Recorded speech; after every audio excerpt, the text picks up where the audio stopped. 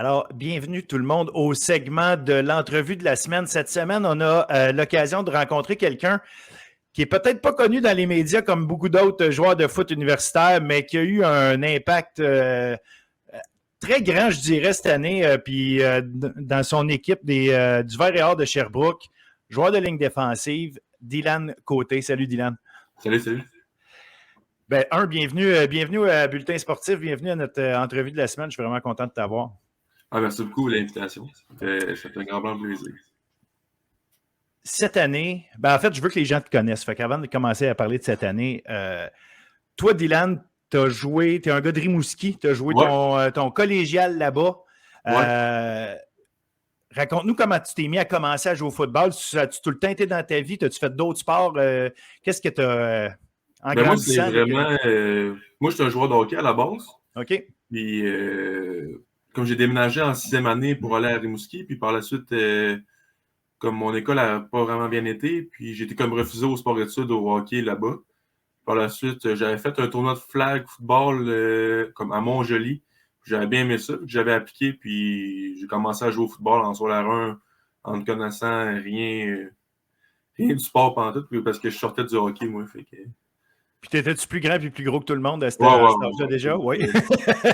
J'ai vraiment m'a poussé jeune, là, fait que je faisais déjà 180 livres en secondaire 1. Fait que... fait que là, c'est quoi, t'es 6'3", 2'50 à peu près? Ben là, cette année, j'étais plus 2,70. Donc, j'étais assez OK, c'est ça. Fait que ce qui est écrit sur le site du Vert et Or, c'est à mettre à jour. T'as pris du muscle encore. Ouais, un peu de venin aussi. Ben ça, faut empêcher les gars de te tasser. Ouais, c'est ça. Fait que t'as embarqué là-dedans, t'es allé jouer au cégep à Rimouski. D'ailleurs, t'as joué avec Jean-William Rouleau des belles années à Rimouski, que j'imagine que ça ne devait pas être évident pour les attaques adverses de passer de ce côté-là dans le temps. Non, vraiment pas. Bon, on avait vraiment une bonne équipe dans mes 3 années. Là. Par la suite, ceux sont en reconstruction en ce moment. Là. Puis, mais ouais, disons, moi et Jean-William, on habitait même pas à 1 minute de marche chacun. Là, fait que c'était vraiment des belles années à Rimouski. Et puis là, tu as décidé d'aller continuer à Sherbrooke. Qu'est-ce qui t'a amené à Sherbrooke d'ailleurs? Pourquoi la décision du Vert et Or? Moi, j'ai quand même pris ma décision vraiment tôt. Parce que, disons, moi, j'avais fait Team Québec sur la 4, fait que les années 2015, 2016, puis il y avait comme, je sais pas, disons, une trentaine d'équipes qui m'avaient parlé. Donc, ça se faisait tout sur Messenger, je veux pas, puis j'ai compris, mais comme, j'avais pas vraiment aimé ce processus-là parce que ça m'avait tellement occupé. J'avais juste pris la décision, Sherbrooke m'est arrivé, puis il me connaissait déjà super bien, il me suivait depuis ma première année au cégep. J'étais comme, OK, ben, ils sont vraiment intéressés, puis j'ai été visité, puis par la suite, je suis dit, ben, je vais prendre ma décision tôt, comme ça me fera pas hésiter, puis ça va déjà être clair dans ma tête, puis je regrette vraiment pas d'avoir choisi de venir au Vert et Or à Sherbrooke. Et là, quand on est rendu justement au Vert et Or, là, cette année, on a eu l'impression de voir une... tu sais, l'année passée, vous aviez une bonne défensive. J'ai l'impression que vous avez pris une autre coche encore cette année. Malgré le fait qu'il y avait des Hudon puis des Troatos qui sont partis. Tu dis, OK, ça, c'est des piliers, mais on dirait que vous les avez remplacés comme si... il y avait... Mais je ne veux pas dire qu'ils n'avaient jamais été là, ça n'enlève rien à ce qu'eux ont fait là, dans le passé, mais cette année, on a eu l'impression de voir cette équipe-là grossir encore, puis la ligne défensive, ça a eu un rôle majeur. Évidemment, tu en fais partie avec Jérémy Véraud. Donc, qu'est-ce qui est arrivé cette année qui te donne l'impression que, OK, le Vert et Or, puis je vais parler de la défensive parce qu'évidemment, l'attaque a eu ses problèmes de blessure, puis évidemment que tu n'es pas avec l'attaque, mais au niveau de la défensive, là, qu'est-ce qui, tu dirais, vous a amené à un autre niveau, on dirait? Ben, cette année, on a vraiment gardé ça simple, disons, le playbook, puis je sais pas, comme mon coach Guillaume Boucher, il a vraiment dessiné un playbook comme pour chaque, en se disant comme c'est 12 partants, comme faire des modifications sur chaque joueur. Fait qu'il prenait ses forces et les faiblesses de tout le monde, puis il essaie de faire le meilleur package possible, puis arriver contre essaie de battre n'importe qui. T'sais. Comme il y a un gars comme Massé, il est arrivé, puis il a vraiment très bien fait cette année. Puis l'année passée, il jouait un peu moins. Puis c'est des gars vraiment aussi comme Turbide au safety aussi. Il a vraiment. il a pris la place à Rodley l'année passée, puis il a super bien fait aussi. Fait que on a aussi un jeune aussi comme Ben Huot, là, aussi super, il va être super bon, un super de bon joueur. La cohésion, la complicité que vous avez, la ligne défensive, parce que vous avez à affronter quand même des lignes offensives, justement, qui sont extrêmement talentueuses. Là. Puis c'est sûr que je vais avoir tendance à penser à Montréal-Laval qui ont vraiment des groupes avec une profondeur en plus. C'est-à-dire que si un gars se blesse ou quoi, le prochain qui arrive est aussi bon. Et tout. C'est quoi le secret? Puis est-ce que tu as l'impression que d'une année à l'autre, vous saisissez mieux les nuances des lignes offensives, l'autre bord? Parce que, vous avez... On a beau avoir parlé de la ligne défensive des autres équipes. Là, Sherbrooke, cette année, pour moi, avait pas à pâlir devant personne. Là, je pense que vous aviez une aussi bonne ligne défensive que n'importe quelle autre équipe de la Ligue. Fait que, franchement, il y a une question aussi. Vous êtes des bons joueurs, il n'y a aucun doute, mais à un moment donné aussi, tu le sais comme moi, c'est une question de. Il y a des stratégies là-dedans. Oui, il faut les exécuter, mais il y a des stratégies, il y a des façons de jouer. Est-ce que tu as senti qu'il y avait des modifications dans ces façons de jouer-là? Tu as parlé de simplifier le livre de jeu qui vous a rendu meilleur ou c'est simplement vous autres qui évoluez, puis là, tu dis, OK, on s'est compris entre nous, puis on arrive à mieux saisir l'autre équipe, puis on fait notre travail. Oui, ben comme c'est sûr que, tu sais, moi, c'est comme ma 4e année, disons ma 3e année U-Sport, mais c'est comme ça fait déjà 4 ans que je suis avec le Varior, puis tu sais, Véro, tout, ça fait comme, lui, ça faisait comme 6 ans qu'il était dans le Varior, là, je veux pas, fait que, tu sais, on s'en vient avec des gars d'expérience, fait que, tu sais, c'est sûr que tous les ajustements, dont le côté du back, par exemple, pour aller attaquer la slide ou la côté main, c'est sûr que cette année, on le faisait. Mais reste qu'on gardait ça quand même assez simple, là, vertical. Puis même, ça, tu sais, comme, qu'est-ce qui paraît pas trop, mais comme il y a beaucoup de il y a beaucoup de jeux que moi et Véro, on rentrait seulement nous deux, là. Tu sais, on faisait ça beaucoup contre les Carabins. Puis on réussissait à flusher, disons, ils couraient l'autre bord, Sénégal. Fait que, mais ça, c'est dur de faire des stats de plus dans ce temps-là, si on prend ce côté-là. Mais comme je pense pas qu'il y a d'autres équipes dans la ligue là, qui ont rushé à 2 puis ils ont pu rentrer comme nous on a rentré cette année. Mais c'était vraiment ça. C'était pour vrai, c'est comme plate comme réponse, mais c'est vraiment et tout encore comme c'était vraiment simple. Puis, fait au bout du compte, on peut dire que vous avez réussi à battre vos gars en avant de vous autres. Puis au bout c'est ça qui a marché parce que oui, on parle beaucoup de stratégie. Puis quand tu es à l'extérieur, on aime souvent, moi je dirais ça, quand on regarde ça de l'extérieur, même toi, tu vas regarder des matchs pro, quoi que ce soit, à un moment donné, hey, pourquoi ils ont fait ce choix de jeu-là et tout. Mais à un moment donné, le choix de jeu, ça a ses limites dans le sens qu'il faut que tu les exécutes aussi. Puis quand je t'écoute parler, je pense qu'il y a beaucoup de Jérémy Véro, Dylan Côté, Émeric Hamelin, vous avez fait votre job, point, puis vous avez réussi à être plus fort que à plusieurs moments, parce que tu parles justement contre Montréal, tu donnes l'exemple.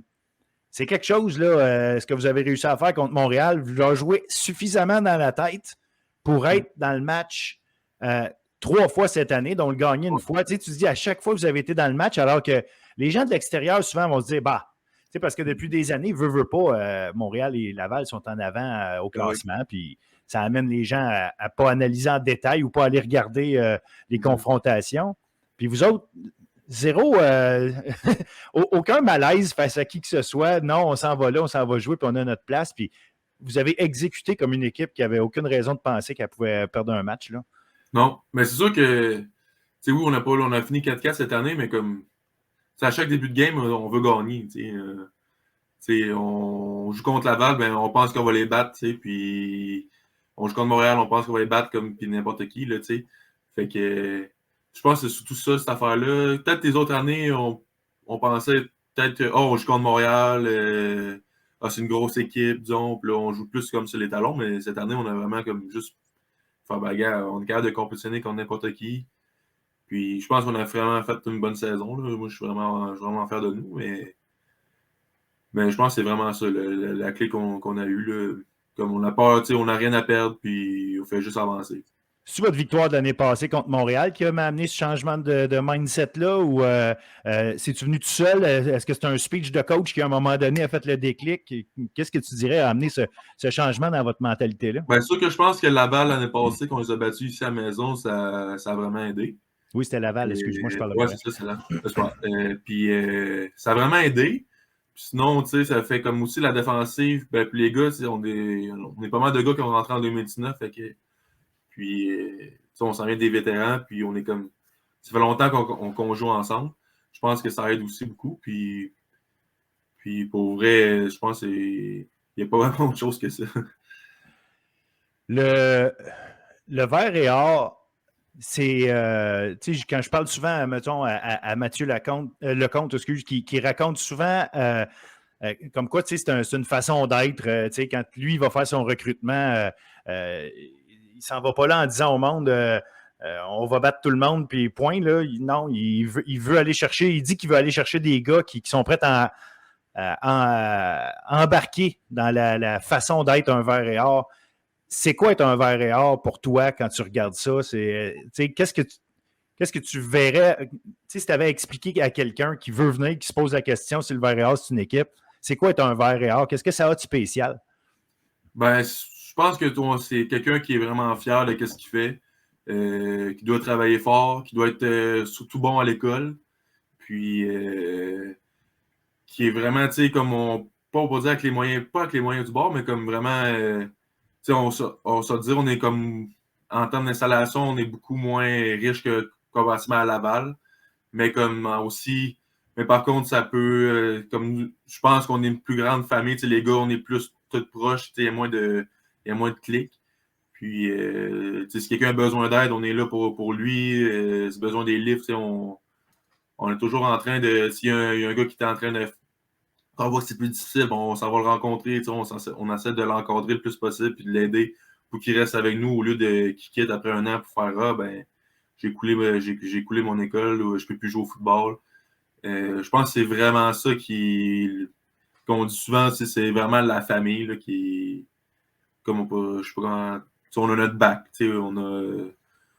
Puis tu mentionnes l'école là-dedans, fait que je comprends que c'est aussi important pour vous autres de vous tenir en équipe de football pour jouer au football que Ouais, s'assurer que tout le monde réussisse aussi en ouais, classe, puis ouais. que ça avec vous sortiez avec ça, là, de gagnant, puis que ça vous amène plus loin, ça aussi. Là. Ouais, ça, c'est sûr. Puis comme aussi, tous les gars, tu sais, il y en a plein de gars, là, je ne veux pas faire des comparaisons entre les équipes, mais si on regarde comme notre domaine d'études de chaque gars, c'est vraiment, dans la ligue, là, on doit être, pour moi, il y en a beaucoup qui sont en génie, en droit, par exemple, en admin, par exemple, là. Aussi, comparativement, tu sais, je pense qu'il y a juste pas, il y a 2, 3 gars qui sont juste en études libres, là. Fait que c'est sûr que ça aide, les gars sont vraiment sharp. Fait que tu as du monde focus sur les études, puis tu as du Ouais, monde où est-ce qu'à un moment donné, votre mode de vie d'athlète de haut niveau, de joueur de football, elle se transpose dans vos études. Puis la même ouais. chose, ben, vous êtes tous des gars qui êtes focus sur vos études. Fait qu'après ça, quand c'est le temps d'aller jouer au football, vous savez dans quel. Vous êtes tous ensemble un petit peu. Ouais. C'est la même track, façon de parler. Là. Ouais, c'est ça. Tu sais, comme de Sherbrooke, il n'y a pas beaucoup de gars aussi qui viennent d'ici. Là. On est peut-être, on va dire peut-être 5 gars. Fait que, tu sais, sur une équipe de 100, il y a comme 95 personnes qui viennent d'ailleurs. Fait que c'est sûr que ça. Tu sais, tout le monde y vit dans le même bateau. Là. Tout le monde est en appart, disons, par exemple. Puis, et tout le monde, c'est ça, tout le monde vit la même chose. Fait que je pense que ça aide vraiment beaucoup à notre culture d'équipe. Puis, comme, on s'entraîne tous ensemble aussi. Fait que ça aussi, c'est une autre chose qui nous différencie. Tu parlais de s'entraider et tout. À quel point il y a des. Je vais utiliser le mot mentor, mais des vétérans là, qui prennent en charge les jeunes. Puis est-ce que ça fait partie, ben, je le dénote là, un peu, mais à quel point ça fait partie de l'intégration des jeunes puis de la façon dont les choses se font, de dire, bon, là, je suis rendu un gars, comme tu dis, bah, toi ça fait 4 ans là, que tu es là. De prendre sous ton aile des nouveaux qui arrivent Ouais. à tous les niveaux, à quel point ça fait partie de votre culture, justement, de faire des choses comme ça? Ben, c'est sûr que si un nouveau gars va rentrer, on va aller. On va aller. On se présente, tout ça. Là. Puis, on essaie de l'aider le plus possible. Mais comme, le gars, ça reste quand même un adulte, là, par contre. Là, on Oui. on tiendra pas par la main, là, mais c'est ça. On est vraiment comme des personnes ressources. Puis, on essaie vraiment d'aider tout le monde, en vrai. Peu importe si un gars soit en 4e année, comme un gars qui soit en 2e année. On aide pour qu'on ait plus de gars possible pour l'année prochaine parce que ouais, c'est vraiment. Parce qu'il n'y en a pas, on n'est pas. C'est des partants, s'il y en a un blessé, c'est pas comme à Laval ou Montréal que les 4 gars en arrière sont sont aussi bons que lui, disons. Là. C'est surtout ça qui change, je pense. À quel point un gars comme Jérémy Verreault qui s'en va, ça va avoir un impact sur toi, Dylan Côté, puis pas juste, ça fait partie de la réponse ou de la question, en fait, de savoir quel impact ça va avoir à côté de toi sur le terrain, mais aussi dans le groupe, dans l'équipe. Parle-moi de lui un peu, quel genre de gars il est, puis quel impact il a eu justement sur toi depuis que tu étais à Sherbrooke. Mais tu sais, comme Véro, d'un gars comme on parlait d'un mentor, Véro, c'est un peu mon mentor. J'ai rentré, lui, c'était sa 3e année, il était censé rester encore 2 ans. Finalement, il a fait jusqu'à 5e, finalement, il a fait jusqu'à 6e. Fait que ça fait déjà 4 ans qu'on se côtoie. Puis, ben, tu sais, Véro, c'est qu'il. Comment dire, c'est un peu une bébête, on peut dire. Là. C'est pas le gars qui. C'est pas le gars qui bouge le mieux, c'est pas le gars qui est le plus athlète, disons, mais comme il sait toutes ses affaires, il bouge à sa façon. T'sais, on peut pas. Comment qu'il. C'est vraiment bizarre, mais comment qu'il est en tant que joueur de foot, moi je suis pas capable de répliquer ça. Il va faire des moves. Comment tu viens de faire ça? Moi, je suis pas capable. Puis les autres gars sont pas capables non plus. C'est un gars qui là, il va être comptable. Puis c'est vraiment comme qu'est-ce qui est vraiment plus amené, c'est tout ce qui est côté comme stratégique en termes de savoir tes jeux, faire du film. C'est toutes des choses qui vont faire vraiment comme plus. L'année prochaine, ça va faire plus bizarre qu'il soit pas là. Disons, donc, ça va faire. Ouais, moi, ça va faire de quoi, mais bon, c'est la vie, il faut que ça avance. Okay. Puis qu'est-ce que tu vas vouloir peut-être reprendre de lui, puis sachant que tu as peut-être. C'est jamais ça, là, tu veux jamais prendre les souliers de quelqu'un. Véro est qui y est, puis Dylan Côté il est qui y est, là, c'est correct. Ouais. Mais est-ce que tu penses que justement, il y a un rôle, dans une équipe, à un moment donné, il y a un leadership qui se passe, comme tu dis, c'est la vie, à un moment donné, ça évolue. Est-ce que tu as une place à prendre de plus ou tu vas continuer de pouvoir faire exactement la même chose parce que de la façon dont c'est structuré ou de votre culture fait que tu vas rester, tu vas avoir la même chose à faire, puis au bout du compte, ça va se passer de la même façon. Ouais, je pense que ça va rester pas mal pareil. Là. Je pense pas que je vais m'en mettre plus sur les épaules parce que lui, disons, il va être parti. On a d'autres leaders aussi comme disons, Thomas Bélanger, sa ligne défensive. Comme lui est capable, il va en prendre sûrement plus. Mais moi, c'est vraiment comme plus accueillir les jeunes, peut-être plus prendre la parole. Véro, c'est beaucoup un gars qui lit par l'exemple. C'est pas un gars qui parle beaucoup. OK. Et, peut-être, ouais, c'est ça. Je vais essayer aussi sur avoir le meilleur exemple possible avec mes faits et gestes. Puis, pour essayer de faire le mieux possible pour les jeunes, pour essayer de montrer plus qu'est-ce que c'est un variable. Qu'est-ce que, d'après toi, il manquait cette année pour aller battre les Carabins puis que ce soit un match rouge et or, vert et or à Dunsmore? Ouais. Qu'est-ce qui manquait à ce moment-là qui aurait fait la différence d'après toi? Il manquait... On était vraiment proche. Qu'est-ce qui manquait? Peut-être une coupe de jeu qui peut faire la différence, dont un ballon échappé ou peu importe. Là. Peut-être une coupe de pénalité, mais tu sais, les Carabins ont beaucoup plus de pénalité que nous autres. Là. Mais c'est dur. Peut-être la def, et on n'a pas fait de revirement. On a quand même eu 18, je pense, ou 19 là, dans nos 8 dernières games. Là, on n'en a pas fait. Fait que peut-être deux revirements pour la def, là, je dirais. On a pu aller chercher la victoire. Avez-vous la chance de justement vous rasseoir toute la gang puis vous parler de ça? On fait ça. La saison. Ah, vous faites ça justement ce soir? Ouais. Bon, ben parfait. Le timing est là, sauf qu'en même temps, ça aurait été le fun d'avoir le feedback, mais justement, j'étais curieux de me demander justement comment vous voyez ça. Ça reste qu'il faut passer à la prochaine étape. Il faut dire, regarde, on est en off-season, puis on repart, puis on se prépare pour l'an prochain. À quel point c'est facile d'intégrer tout ce qu'il y a à faire dans une off-season, tout en étudiant comme ça. Je pense que c'est en finance, c'est ça? Oui. Donc, est-ce que avec le temps, des fois, c'est quelque chose qui pèse lourd ou c'est quelque chose que tu dis non, j'ai encore plus de fun à le faire ou en tout cas, j'ai plus de facilité à l'intégrer? Je ne sais pas comment tu vois ça avec ton expérience ou si ça devient de plus en plus lourd de se préparer, s'entraîner parce que ça reste beaucoup de travail. Oh, ouais, c'est beaucoup de travail. Quasiment l'off-season, ça nous prend quasiment autant de temps que pendant la saison. juste que nos journées finissent comme plus tôt. Mais comme souvent, on s'entraîne le matin à 6-7 heures, disons 8 heures. Puis après ça, on va à nos cours. Plus, on doit étudier. Mais je pense que ça vient pas. Je pense pas que non. Je pense qu'on vient juste habitué. On est juste habitué d'avoir une grosse charge de travail. Moi, je performe à ça. Disons, j'aime bien ça, avoir une grosse horaire. Puis, comme mon horaire est plus légère, on dirait que je me cherche un peu. On dirait que je commence, qu'est-ce qu'il faut que je fasse? Mais, ouais. Mais c'est sûr que là, je pense au off-season. On dirait que je n'ai pas encore fait mon deuil de la saison. J'ai un petit mal de cœur, là, mais... mais c'est vrai que c'est long. C'est sûr que pour les gars qui rentrent, là, c'est pour ça qu'il faut vraiment les accueillir le plus possible.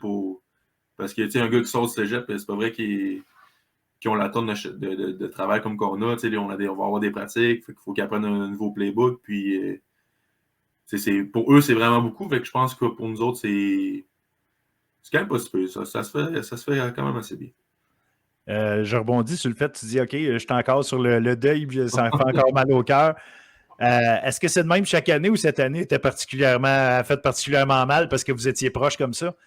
Oui, mais on dirait cette année, c'est plus long. Là. Habituellement, les autres années, après la game, on peut dire que c'est quasiment réglé. Là, vu que... Mais là, je commence à vieillir un peu, puis je commence comme il m'en reste moins long que j'en ai fait. Là. On dirait. Puis là, on avait une bonne équipe cette année. On avait quand même beaucoup de vétérans. Un gars comme disons Vandal, Véro, ils quittent. Là, fait que c'est des gars qui sont difficilement. Sont durs à remplacer au bout. Là, fait que pour ça que je pense que c'est plus ça qui fait mal au cœur.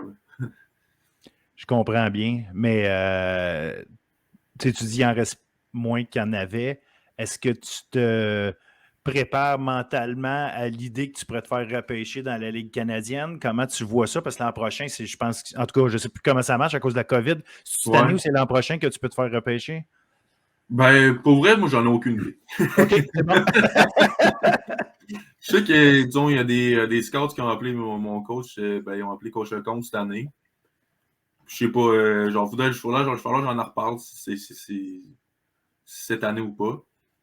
Voir, ça m'intéresse d'aller jouer pro, mais aussi j'ai d'autres projets, fait que, mon bac, je le finis bientôt aussi, fait que, c'est ça. C'est pour ça que je dis qu'il en reste un peu moins que j'en ai déjà fait pas mal. Fait que c'est ça. Fait que tu ne calcules pas que ça fait partie des choses qu'il faut qu'il arrive. Si ça arrive, tant mieux. Ouais, c'est ça. Mais en même temps, tu te prépares à l'idée que ça se peut qu'il t'en reste juste deux. En fait, l'année prochaine, tu considères-tu que c'est ta dernière année ou tu veux quand même t'assurer de faire tes 5 années d'éligibilité? L'année prochaine, c'est probablement ma dernière. OK. Ouais. Je suis en réflexion encore, là, parce que là, je finis mon bac. Là, fait que... Mais je pense que l'année prochaine, c'est pas mal sûr que je la joue. Ça serait vraiment ma dernière. Là. OK. Ouais. Fait qu'on on approche de la fin de Dylan Côté universitaire. Pour vrai. Il en reste une, ouais. On a parlé tantôt de ton amitié avec Jean-William Rouleau. Jean-William, il y a eu en fait, c'est un joueur étoile depuis des années dans le circuit universitaire. Là, c'est quelqu'un qui ne le connaît pas aujourd'hui, c'est parce qu'il ne suit pas nécessairement les activités de la Ligue. Mais de voir ton chum comme ça aller gagner un gros match comme on a vu de la Coupe Dunsmore, il y a le côté, tu vois ton chum, ça c'est une chose, mais toi, même en tant que spectateur et puis observateur plus qu'averti du football universitaire au Québec, comment tu as vu ce match-là? Qu'est-ce que tu en as pensé? Puis on parlera à la toute fin ou après, en tout cas, du dernier jeu du match. Puis j'aimerais ça que tu m'expliques, toi, en tant que joueur de football, comment tu as vu ça. Mais le match comme tel, comment tu l'as apprécié? Comment tu as vu ça? C'était vraiment une grosse... c'était vraiment comme une grosse game. Là. C'était vraiment un gros match. Vraiment en tête. On dirait les deux équipes étaient vraiment... ils n'essaient pas vraiment de prendre de shot, les deux. Là. Ils faisaient leurs points, puis ils sortaient. Ça m'a vraiment surpris vers la fin. Là. Donc, j'ai vraiment... comme surtout le dernier jeu, vu qu'on en parlait plus tard. Là. Mais j'étais sûr que ça allait en prolongation, cette game-là, puis ça allait se régler. Mais pas trop surpris, tant mieux, en vrai, que c'était vraiment serré. Là. Puis quand tu regardes ces matchs-là, toi, tu les regardes-tu en pur amateur en disant « Hey, regarde, enjoy, là, je vais regarder où est-ce qu'il y a le ballon, puis tant mieux, c'est un beau catch » ou si tu analyses plus, OK, ils sont rentrés dans tel gap, tel gars, il a fait tel bloc sur la ligne offensive, ça, c'était fort d'avoir pensé à ça. Puis, parce qu'évidemment, tu joues contre ces gars-là, tu connais leur stratégie, tu sais comment ils travaillent. Fait que t'es-tu plus dans cette optique-là quand tu regardes les matchs? Oui, ben c'est sûr que, tu sais, conversement un partisan normal, moi, comme tu as dit, je les joue, ces gars-là, là, puis tel bloc, le gars, il s'est fait avoir, donc je sais pas trop. Ils ont fait telle affaire. C'est un nouveau jeu, par exemple. On se connaît, c'est pas qu'on se connaît tous dans la ligue, là, mais on joue tout contre, fait qu'on sait un peu tout le monde ce qui est les forces et les faiblesses. Mais c'est ça, c'est vraiment comme comment ils jouent leur def puis leur attaque différent que nous. Je trouve que c'est un peu différent, Laval, comme Montréal. Là. Je trouve tout le temps qu'ils sont un peu. Je trouve qu'ils sont réservistes, les deux, mais comme ils dans le sens qu'ils jouent conservateur plus que quand c'est ça, je trouve, comme nous autres, ils ont pas peur, donc, par exemple, mais fait que je trouve que ça amène tant mieux, c'est juste bon pour le sport universitaire, là, que ça soit vraiment. Ça a été une game, c'est vraiment serré comme ça. Là. Mais c'est intéressant que tu amènes ça à l'idée qu'ils jouent peut-être un peu plus conservateur, justement, entre eux. Plus en mode, il faut éviter les erreurs plutôt que d'y aller all-in. As-tu senti qu'il y a une ligne défensive, en tout cas, je ne sais pas si tu regardes plus la ligne offensive, parce que toi, tu es habitué de regarder, de confronter une ligne offensive, ou si tu regardes plus ce que la ligne défensive fait, mais y a-tu, pour toi, eu un gagnant à ce niveau-là du match? Y a-tu une équipe qui a mieux joué que l'autre sur les lignes? Ou tu vraiment c'est une belle bataille? Puis, je pense que c'est une belle bataille, là. Je ne ferai pas le dire. Je pense que chaque D-line a bien joué, puis comme chaque ligne offensive aussi. Là. Fait que c'est vraiment dur à dire, vu que le score est vraiment serré. Fait que c'est dur de non, mais tu sais, des fois, c'est parce que tu dis, regarde, il y a eu tel jeu qui ont fait que le match est serré, mais à la fin, telle équipe, ou tu sais, exemple, le Rouge et Or méritait la victoire parce qu'au niveau des lignes, tu sentais qu'il y avait le contrôle de la game, mais si tu dis que c'était pas mal égal, ben regarde. Je pense que c'était pas mal égal, oui. Dernier jeu du match. Ouais. Est-ce que le vert et or, dans une situation comme ça, les coachs d'unité spéciale, est-ce que dans une situation de même, auraient lâché un whack à tout le monde, botté le ballon? Est-ce que c'est les pratiques pendant les semaines qui ont précédé, puis pendant des années qui ont précédé, qui font que, non, on le sait ce que tout le monde a à faire? Qu'est-ce qui passe à travers la tête du monde? Je sais que tu n'es pas retourneur, là, mais ça reste que. Ben, Marc, ça pourrait être drôle. Peut-être que toi, tu aurais passé à travers. La réalité, c'est. Tout le monde s'est posé la question, c'est qu'est-ce qui a pu se passer à travers la tête de Carl Chabot? Parce que c'est facile de jouer au gérant d'estrade, de dire botte le ballon. OK. Mais si Carl Chabot, qui a l'expérience qu'il a, qui en a retourné des bottées dans sa vie, qui se fait dire par des coachs. Combien de fois il a dû se faire dire quoi faire dans toutes les situations, qu'il en arrive à prendre la décision de le sortir par lui-même, puis évidemment, bon, ça n'a pas marché. Qu'est-ce qui est passé par sa tête, puis qu'est-ce qui a pu arriver, qui a fait en sorte qu'au bout du compte, les Carabins n'ont juste pas sorti le ballon? Comment tu as vu ça, toi? Ben, je sais qu'ils ont embarqué leur botteur, les Carabins. Oui. D'après moi, qu'est-ce qui s'est passé? Est-ce qu'il l'a pas vu, le gars? Il l'a pas vu. Fait qu'il pensait que. Il pensait qu'elle allait sortir, puis il n'a jamais vu, puis son gars, il s'est fait. C'est comme fait traverser, là. Puis je pense qu'il s'est fait surprendre. Mais même ça, moi, j'aurais pas fait mieux. Mais. Non, c'est pas. L'idée, c'est pas d'essayer de tu sais, moi, j'ai un respect, puis pas juste un respect. Tu sais, Carl Chabot, pour moi, là, quelqu'un qui va venir me dire que c'est un pas bon parce qu'il n'a pas réussi à sortir. Là, il me s'est levé le bonheur pour venir me convaincre de ça. Non, ça n'a rien à voir. C'est juste essayer de comprendre. Puis, tu sais, le joueur s'appellerait Y, puis tu jouerais sur Madden là, avec, tu sais, c'est quoi tu y aurais fait faire? Parce qu'à quelque part, c'est plus essayer de comprendre qu'est-ce qui peut se passer dans la tête d'un joueur à ce moment-là. Ça n'a rien à voir, tu sais, c'est un grand jeu de Charles Lee à Larry Tardif, puis ça a fait en sorte que ça fait mal paraître Chabot, mais moi, c'est pas ça. Là, mon but, c'est pas de personnaliser l'affaire. Mais d'après moi, ça, il l'a juste pas vu. Fait qu'il a pensé qu'il allait avoir le temps de sortir, puis il n'a pas eu le temps. Puis peut-être qu'aussi, je ne sais pas qu'est-ce qui se passe du côté des Carabins pendant la saison.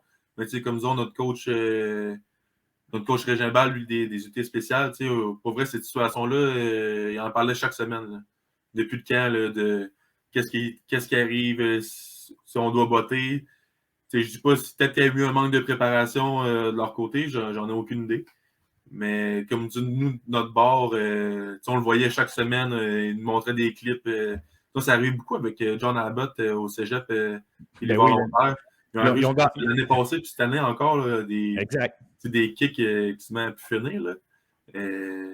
Peut-être que ça, mais moi, tout ce que je pense qu'il s'est dit dans sa tête, c'est qu'il s'est reviré, puis il n'a pas vu la personne. Il n'a pas vu Charlie, puis il a juste essayé de sortir. Puis comme s'il avait sorti, il était à la ligne de 1, personne n'en parlerait. Là. Exactement. Non, c'est en plein ça. C'est pour ça que je dis, c'est facile de loin de chialer.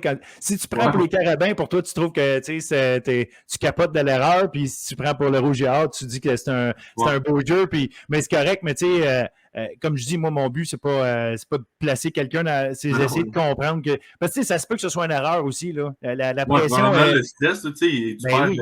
Tu viens de monter ça à 24-24, tu ne vas pas faire d'erreur, comme Super Panther, là, Chabot. Là, je ne sais pas s'il a déjà battu dans sa vie au cégep ou au secondaire, mais tu dis, je vais-tu rater mon botté aussi? Ça fait que j'ai eu plus de chances à sortir de la zone que manquer mon botté et me faire bloquer, disons. Parce qu'il était quand même assez proche. Là, il n'était pas trop reculé. Là, il était pas. Non, exact. Non, il était au pire à la moitié de la zone. Là. Fait que, il était comme dans l'entre-deux, là, comme crime, ça vaut la peine de botter ou pas. Puis, en tout cas, je pense qu'il doit s'en vouloir pas mal, là, mais. Ça, y a pas je pense pas que ça soit de sa faute. C'est une affaire d'instinct, ça se passe tellement vite. Là, surtout le bond de la balle qu'elle a faite, elle a vraiment arrêté tout de suite. Là, fait que si elle avait comme reculé plus dans l'end zone, probablement qu'il l'aurait juste pris et il l'aurait botté. Exact. C'est que c'était sur le bord, fait que c'était vraiment comme un entre-deux, je pense. Puis. Ouais, mais gagner là-dessus, là, c'est sûr que c'est une grosse victoire, mais pas que c'est un peu gênant, mais ils l'ont gagné. T'sais. Ben, regarde, ça fait partie de la game. Puis d'ailleurs, tu le dis, vous vous préparez à chaque semaine pour ça, ça veut dire que c'est pas comme un jeu qui sort de nulle part, sinon ça fait partie de la game. Faut que tu saches comme moi, en ma tête de joueur de foot, là, quand il parlait de ça chaque semaine, j'étais comme ça arrive jamais, ça. Tu dis ça dans ta tête, là, un peu. Crime, ça arrivait au dernier jeu, ça Dunsmore. Ben, regarde, dernier jeu, ça Dunsmore, tu as fait référence à John Abbott l'année passée qui a gagné le bol d'or contre Montmorency avec des histoires de kickback comme ça. Fait que, non, regarde, finalement, ça arrive pas si souvent, mais ça a l'air que ça arrive quand c'est vraiment, vraiment important. Ça arrive jamais. Écoute, là, si tu penses que c'est peut-être ta dernière saison, est-ce qu'il y a une préparation différente cette année avant la saison prochaine? Comment tu t'entrevois tout ça? Ou, tu sais, bon, regarde, tu l'as dit tantôt, je suis habitué à ce rythme de vie-là. Mais est-ce qu'il y a une pensée différente? Est-ce qu'il y a une approche différente? Ben, je pense que oui, là, je vais essayer de profiter de chaque moment, comme. Quand on le voit pas, quand on est dedans, mais ça passe tellement vite, puis on est comme la saison est déjà finie. Juste à plus prendre un pied sur le break, par exemple, là, puis juste comme bien comment dire bien sentir comme le moment, puis juste profiter le plus possible, je pense. Là, profiter de chaque training qu'il y a, profiter de la gang. Je pense que c'est vraiment ça. Profiter des pratiques le matin, disons, même si on n'aime pas ça, mais profiter pareil. Le coaching, ça va-tu être quelque chose pour toi plus tard, après ça, ou comment? Peut-être pas en sortant. Peut-être pas. Je vais me laisser encore 1 à 2 années. Là. Je pense que je vais prendre de pause là, parce que ça fait déjà assez. Mes automnes sont occupés depuis je sais pas comment un nombre d'années. Là, puis ça va faire du bien. Prendre un petit break, là, par contre. Mais c'est sûr que le coaching, ça m'intéresse. Là. J'aime bien ça de transmettre. J'aime bien ça de transmettre ma passion. Puis. Je pense que oui, tu as donné un coup de main avec les pionniers Rimouski. Oui, c'est ça, tu vas retourner dans le coin de Rimouski? Ouais. OK. Ouais. Bon, ben, excellent. Écoute, je te remercie beaucoup du temps que tu as pris. Un super segment avec toi. Je suis vraiment content qu'on ait pu avoir la chance de te parler, de comprendre un peu plus qu'est-ce qui se passe dans la tête du Vert et Or puis d'un joueur de football comme toi, comment tu regardes ça. Je te souhaite une excellente dernière année, mais avant ça, profite du off-season. Fais-toi plaisir un peu.